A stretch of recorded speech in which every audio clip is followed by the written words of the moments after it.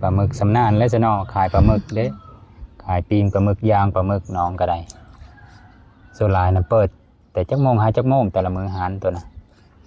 แต่4 โมงหา10 โมงพาสู่คนมาบ้านน้องเดินบางอัศพรแขวงสวรรณเขตแวะมาหาน้องไม้มิ้นค่อยมาแต่ถ่ายคลิปบุญพระป่าบ้านนางน้อยก็เลยว่าแวะดินนำน้องไม้มิ้นก่อนหน้าสงเคยจะเทงนี่ประเดี๋ยวหาเนี่ยอยู่ในกินข้าวเทงน้ำเดียวก่อนหน้าว่ะน้องไม้มิ้นอยู่ตารางเราเฮ็ดเพื่ออยู่ปุ๊บนะสวัสดีนี่น้องไม้มิ้น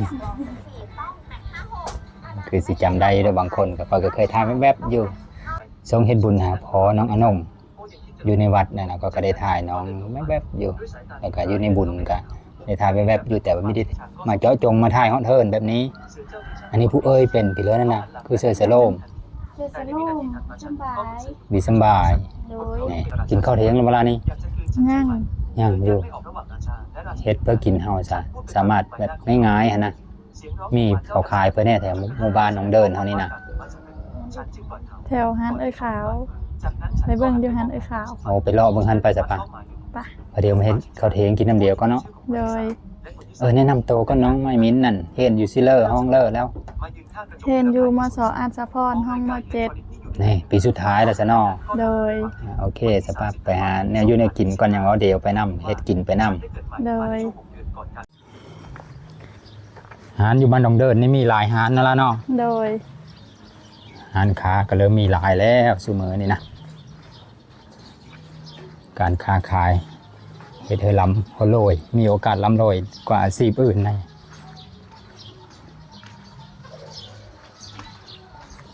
บ้านนี่ล่ะเป็นบ้านน้องอนงแน่น้องลิงน้องค่ำน้องโดนัทน้องเกดแล้วก็น้องแป้งโอ้ยังมีหลายน้องแต่ได้นี่ได้เพิ่นน้องเกดน้องโดนัทไปทั้งพุ้นเพิ่นน้องลิงก็ไปทั้งพุ้นเพิ่นน้องค่ำก็ไปซอยนั้นเพิ่นน้องอนงติดถนนเยอะนี่เพิ่นน้องแป้ง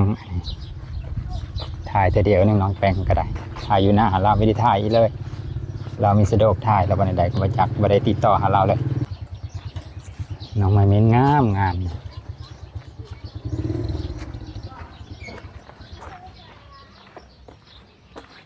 ปกติข้าวเช้าตัวก็ได้กินอยู่เวลาเป็นบางมื้ออะไรบางมื้อก็ไม่ได้กินข้าวเช้านะโดยคือมีกินมีเยอะบริเวณเรามันมีขึ้นเยอะคิดว่าโตรักษาหุ้นยันตุยสนอมีแม่นบ่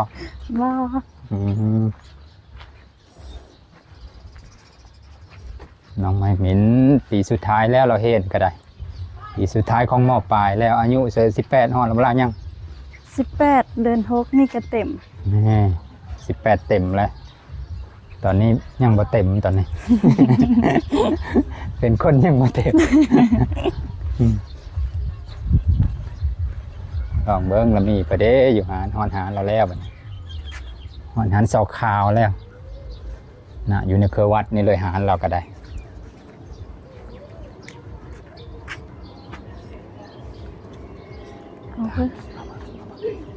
ไอ้มีปลาหมึกบ่เดี๋ยวบอกเดี๋ยวมีท่านได้เอามาใช่มีกระปลาหมึกกันกล้วยไหนก็ข้างมันก็มีเอาโลนึงน้ำมันมินเนาะโดยสาวพระผู้นั้นหมู่ตัวบ่สาวนะแม่นเห็นน้ำเดียวหรือว่าอ้อแล้วเรานะเราอ้อแล้วเรามาเป็นแม่ค้าซอยเอ่ยข่าวแล้วบ่เอาข้างวิวงามมองในก็เห็นวัดน้ำพ่อแม่พี่น้องนะฮะวัดบ้านหนองเดินก็งามได้วัดอยู่เคอเมืองอยู่ที่ไกลจากเมืองไปเลย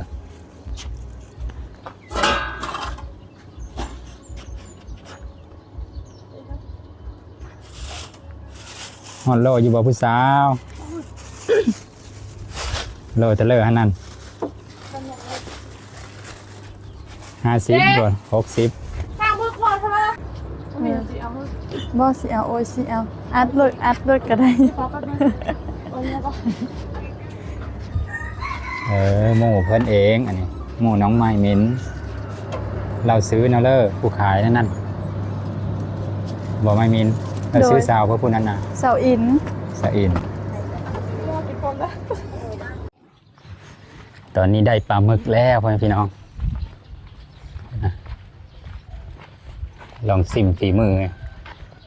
น้ำจิ้มซีฟู้ดของน้องไม้มิ้นคันถ้าปกติตัวไปสิเลยล่ะคันถ้าวันหยุดแบบนี้นะ บ่ได้ไปเซอร์บางมื้อก็ไปหน้า เฮ็ดเพื่อไปหน้ายามนี้นะ ก้นมัน เอ้ายังมีท่านแล้วอยู่บ่ ย่าง ลายลิสมันตัวนะ มันย่า บัดแล้วคนมันนี่ก็ต่อจะเห็นหน้าอีเนาะ โดย พอไปมาแล้วไม่ได้สุพักจะเนาะ ชีวิตของสาวผู้ไทยบ้านเนาะบ้านนาเฮาก็ได้น้องไม้มินก็เป็นสาวงามผู้หนึงที่อยู่บ้านหนองเดินนี่ที่ยังมีท่านได้เคยถ่าย แต่ว่าหลายคนอยู่ดอกพ่อแม่พี่น้องเอ้ยเอาเรื่องผู้ชายผู้สาวนี่นะอยู่บ้านเลอก็ได้บ้านเลอเห็นบ้านเลอก็ขอเฟซไว้คอยก็ได้แต่ว่าไม่ได้ไปถ่าย บางคนก็บัดจะไปถ่ายทักไปพัดคอยอยู่ไทยแล้วได้ว่าเขามีแบบนั้นก็ได้น้องไม้มินเสร็จแล้วเห็นยังไม่ทันได้จบกันทักมายำเลิกก็คือเราอยู่เฮิร์นอยู่แล้ววันเสาร์อาทิตย์นั่นละเนาะ โดย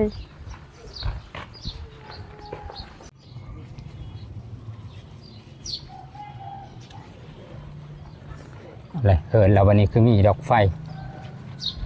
ประเภทพระดอกไฟนะ เปิดร้านขายจ้ามมื้อแร อะไร ก หารตัวเองบ่ โดย โอ้เรามีหารขายจ้ามเด้อกลางคืนก็ไฟแสงสีคักไปตัวนี้ผู้เลอแวะมาบ้านน้องเดินกะแวะมาอุดหนุนเราได้เด้อเปิดได้จังอาทิตย์แล้วนี่คือพี่เคยเห็น เปิดได้ดนละได้ เอาเลยแสดงว่าอายมีได้มาแถวนี้เหิงแล้วสิ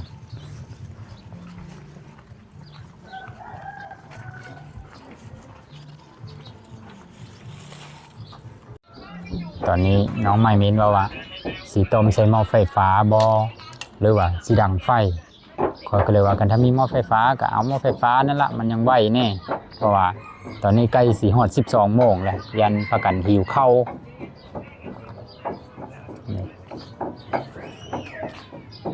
โอ้ถึงบ่น้อน้องไม้มิ้นหรือว่าเฮาสิโลอยู่ตารางเฮิรนบ่กันบ่ถึงกัน ต่อสองสายเอา มี2 สายอยู่ใครอยู่สาย บ่ถึงซ้ ตอนนี้ปลั๊กไฟบีถึงแล้วพี่น้องปลั๊กไฟน้องไม้มิ้นกับเป็ดยานก็ดอกนอกขลิ้นขลอนมองแห่งเป็ดยานถึงเสยมี2 จุดที่เป็ดยานนี่จุดนี้เป็ดยานคือเดียวนี่มองต่อจุดนี้ปลั๊กแต่ละอันสู้ชีวิตแห้งน้องไม้มิ้นขึ้นไปล้างอยู่เทิงคุณบ่อนล้างปลาหมึกคักๆสารน้องไม้มิ้นกับคักอะไรนี่ธรรมชาติคักได้บอกพี่น้องสารเป็นต่ำๆเป็นคูนดินขึ้นมาอย่าให้เทินไหมป่ะ ำโดย เป็นอย่าให้เทินไหมแล้วเป็นคูนดินขึ้นมาแต่เก่าสารละสูงกว่านี้อันนี้ก็ยืนอยู่กับเพลงแอลค่ะนี่เลยแอลขึ้นมาหน่อยนึง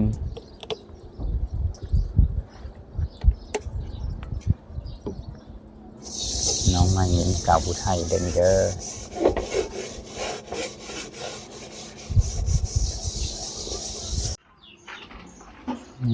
ล้างเรียบร้อยแล้ว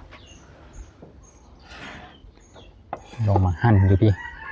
มองนี่ละยืนเตอร์ผมมะลำไยนี่มันละเย็นการทายุบุญละเฮิรนน้องเป็นสังกะสีน้องว่ามันฮ้อนมาอยู่ผมพี่ดีกว่าได้บรรยากาศกว่าอันนั้นก็เฮิรนน้องเกดเด้อพ่อแม่พี่น้องนะอันนี้มันเห็นเฮิรนน้องเกดอยู่เคยเดียวนี่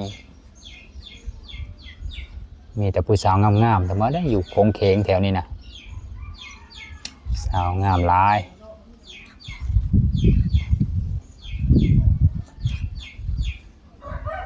ร้านที่จะเปิดใหม่ในโซลายเฮ็ดขายเกี่ยวกับพิลละ ขายเครื่องธรรมดาทั่วไป คือมีอันเตายางเตาเพอนำขายเกี่ยวกับเพอ กับพวกอันไส้เก็ปลาหมึก โอ้ ขายจ้ามโหดใจ คนเริ่มหูจักหลายแล้วบ่มีผู้ซื้อมันนำหลายแล้วบ่แต่ละคืนแต่ละมื้อ โดยหลาย นี่ฮอดแล้วบ่เดินนี่กว่าบ่ ยังบ่ฮอดเดิน จะพอแล้วกัน สักกะเปิดนี่ พอแล้วอานก็เคยแวะเวรมาแถวนี้อยู่คือมีเคยเห็นว่าไฟแสงสีคักก็ดอติดไฟคักคือหันอาหารนี่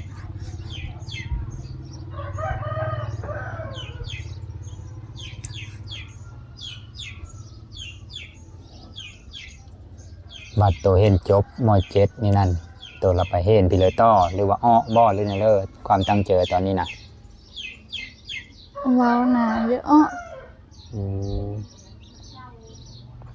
เราจะถามหาสาเหตุมันก็มีถามแล้วว่าสาเหตุที่เลยยังอ้อยันน้องมีเยอะตอบ มีสาเหตุของเพอมันละอ้อกันอ้อ โดย ลักก็คือ บ่มีเงิน มีเงิน อันนี้มีเบาะกับหูนะเพราะว่าสาวผู้ไทยหรือว่าสาวบ้านเนาะบ้านหน้าชุมเฮานะส่วนหลายเขาละเห็นฮอดจบม.ต้นหันมีบางโซนก็จบม.ปลายคือน้องไมมินนี่แหละก็สิจบม.ปลายแล้วก็สิได้มีได้เห็นต่อแล้วมีบางโซนที่ยังไปเห็นมหาลัยไปเป็นครูบ่ไปเห็นเป็นแพทย์เป็นหมอบ่โอกาสของแต่ละคนมันก็มีคือเดียวบางคนก็อย่าเห็นแต่ก็ทุนทรัพย์น้อยก็ไม่ได้เห็นก็ออกมาเห็นให้เห็นหน้าใช้พ่อใช้แม่แล้วก็มีครอบมีโค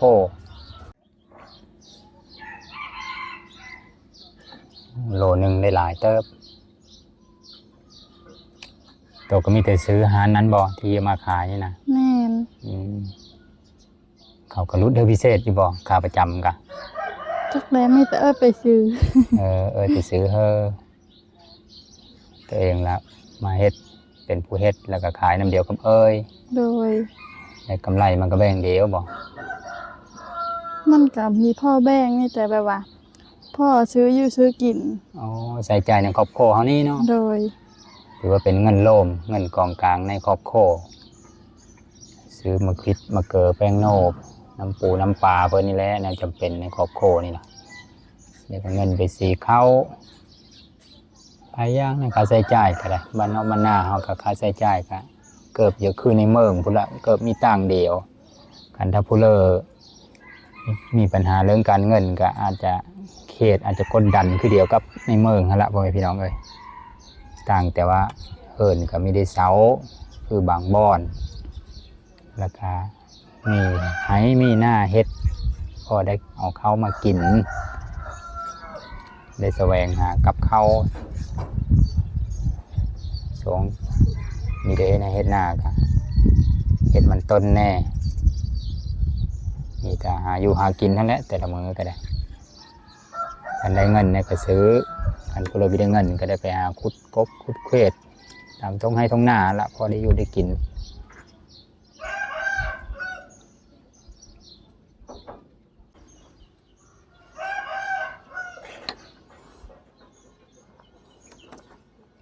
มาตัวเห็นจบปันอ้อล่ะ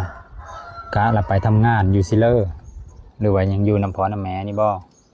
ว่าสิไปไทย อ๋อ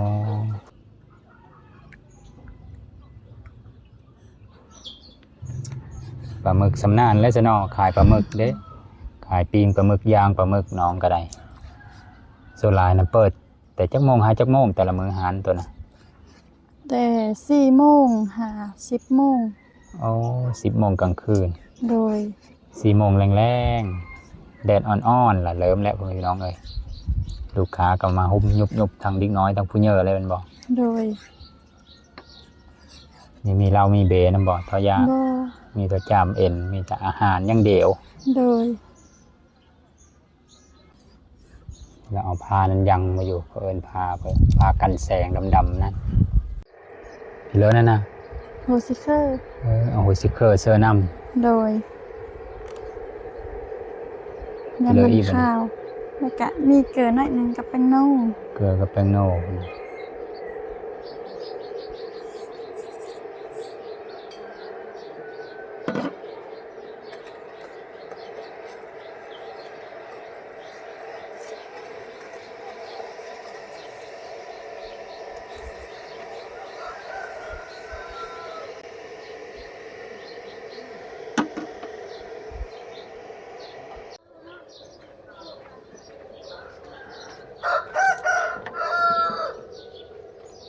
หมอเริ่มฟดแล้วมันฟดจำเลยลายยังเอาเซอร์นะ มันฮ้อนแห้งๆจังเอาเซอร์ อะไร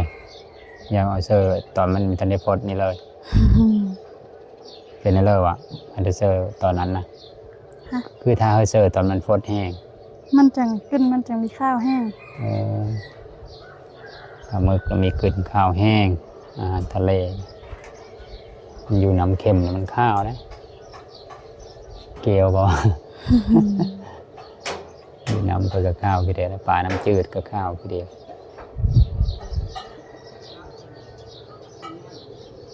โอ้แห้งตัวเลยฉะนั้น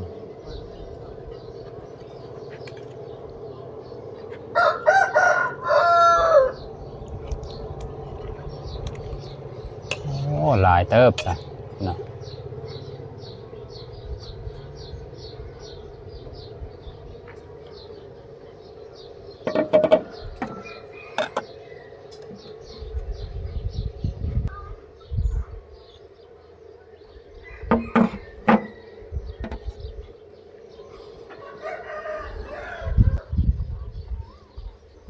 สุกแล้วเด้อตอนนี้พร้อมกินแล้วพ่อแม่พี่น้อง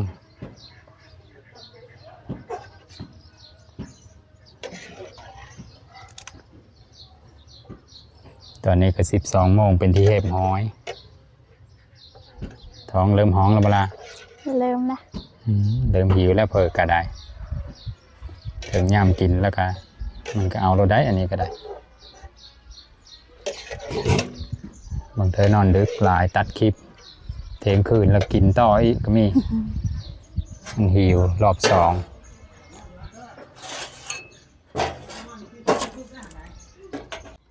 มาได้กินข้าว มาได้พ่อแม่พี่น้องเอ้ยมากินข้าวเที่ยงน้ำน้องไม้มิ้นกินข้าวห่มผ้ากินปลาห่มโถยน้ำลาวมานี่คุณน่ะปลากับปลาหมึกพี่เลยอีหดละงองอยู่นะครับ ปิ้งไก่ โอ้มีหอดปีงไก่แบบนี้นะลงมือซะน้ำจิ้มซีฟู้ดก็เป็นแต่แซ่บก็ได้มีติบข้าวนะ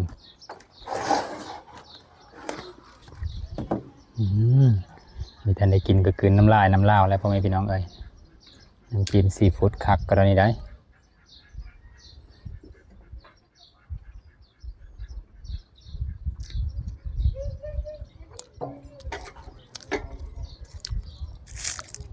พอเรากับเอ้ยเรากินอยู่ผู้แต่ล้างเหินผู้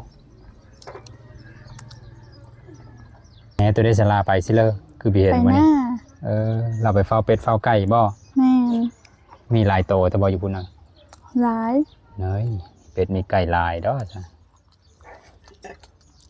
เป็นเพราะเป็นเอาปีนี้ก็เริ่มตั้งเสาเหินแล้วนี่เสาเป็นเลงซับลาบอยู่นะแล้วปีนี้ได้ตั้งไว้ปีต่อไปบันได้เงินก็ขอให้เฮ็ดไปหั่นละ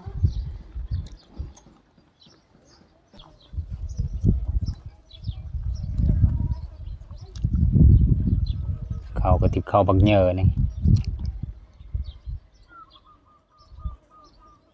ตัวกินข้าวจะคาบซะแต่ละมื้อนะ